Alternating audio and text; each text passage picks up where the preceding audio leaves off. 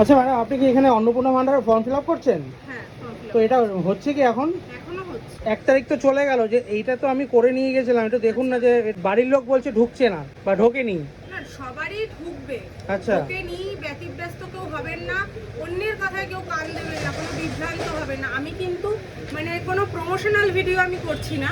তার কারণ হচ্ছে আমি নিজেকে দিয়ে মানে বিচার করছি দেখেই ব্যাপারটা বলতে পারছি যে আমিও ফার্স্টে খুব কনফিউজড হয়ে গেছিলাম যে সবার ঢুকছে কেন, আমার ঢুকছে না। যাদের যাদের সব কিছু ঠিকঠাক আছে, স্কুটিনির পর যাদের সব কিছু ঠিকঠাক আছে তাদের অ্যাকাউন্টে টাকা ঢুকে যাবে। কাল রাত 12টা পর্যন্ত কাজ চলেছে, টাকা ঢুকে যাবে।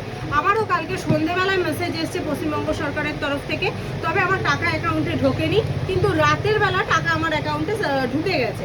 তো আমি তাই বলবো, কেউ ব্যতিব্যস্ত হবেন না, বিভ্রান্ত হবেন না কারোর কথাতে।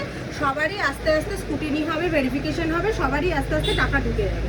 তো এখানে কিন্তু আমাদের এখানে অন্নপূর্ণা ভান্ডার চলছে। ফর্ম ফিল আপ চলছে, তাই তো এখনো কিন্তু করা যাচ্ছে, তাই তো? এখনো করা যাচ্ছে, এখনো লোকে এসে করছে। বাহ। অনেকে আবার বিশ্বাসই করছিল না যে না টাকাটা ঢুকতে পারে বলে, যেই দেখছে এখন ঢুকছে সবাই এসে বলছে করে দিন।